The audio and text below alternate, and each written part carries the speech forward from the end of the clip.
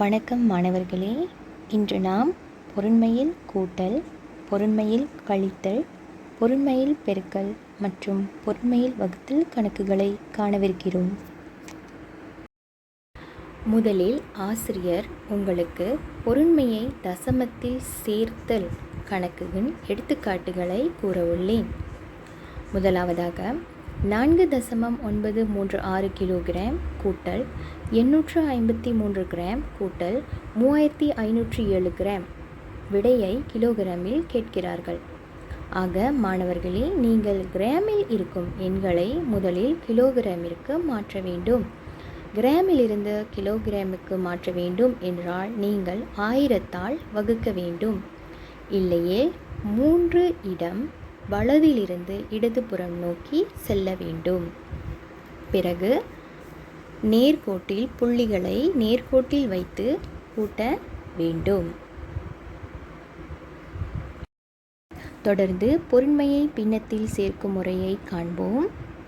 5 5 2 kilogram கூட்டல் 2 2 1 kilogram கூட்டல் 3 10 3 kilogram விடையை கிலோகிராமில் கேட்கிறார்கள்.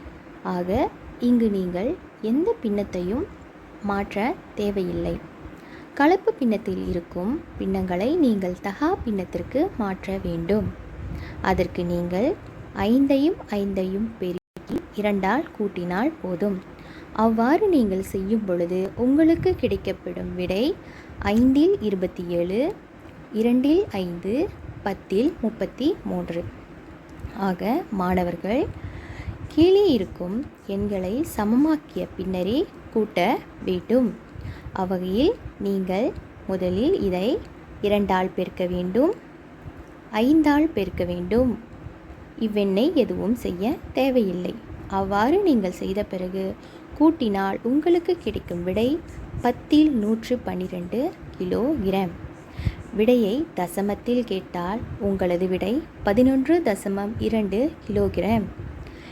விடையை பின்னத்தில் கேட்டால் உங்களுடைய விடை 11/10 கிலோகிராம்.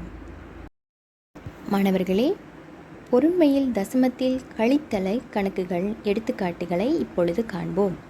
9.4 கிலோகிராம் கழித்தல் 1256 கிராம் கழித்தல் 579 கிராம் விடையை கிலோகிராமில் கேட்கிறார்கள். ஆக நீங்கள் 1256 கிராமையும் 579 கிராமையும் கிலோகிராமிற்கு மாற்ற வேண்டும். கிராமிலிருந்து கிலோகிராமிற்கு மாற்றும் பொழுது நீங்கள் 1000ஆல் வகுக்க வேண்டும். அப்படி வகுக்கும் பொழுது உங்களுக்கு கிடைக்கப்பெறும் விடை 1.256 கிலோகிராம் (0.579 கிலோகிராம். மாணவர்களே, இவ்விடத்தில் மாணவர்கள் செய்யும் தவறு என்னவென்றால் 9.4 என்பதை எழுத மறந்து விடுவார்கள். ஆக அவர்கள் கழிக்கும் பொழுது சுழியம் என்று எழுதாமல் 6ஐ பார்த்தவுடன் வெறும் 6ஐ விடையாக போட நேரிடும். இங்கு அவ்வாறு செய்யக்கூடாது. முதலில் நீங்கள் காலியாக இருக்கும் இடத்தில் சுழியத்தை எழுதிய பிறகு கழிக்க வேண்டும். அப்படி கழித்த பிறகு வரும் விடையில் 0.579 கழித்தால் உங்களுக்கு 7.565 கிலோகிராம் விடையாக கிடைக்கும்.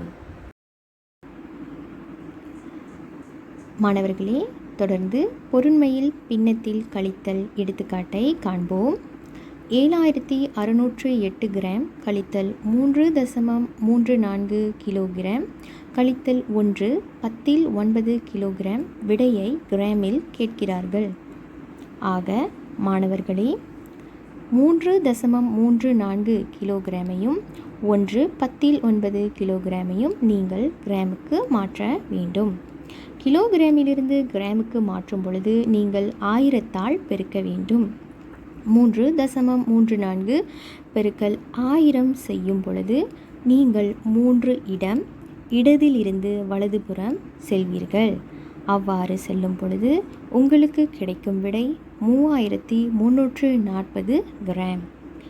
அடுத்ததாக கலப்பு பின்னத்தில் இருக்கும் 1 10/9 கிலோகிராமை நீங்கள் தகா பின்னத்திற்கு மாற்ற வேண்டும்.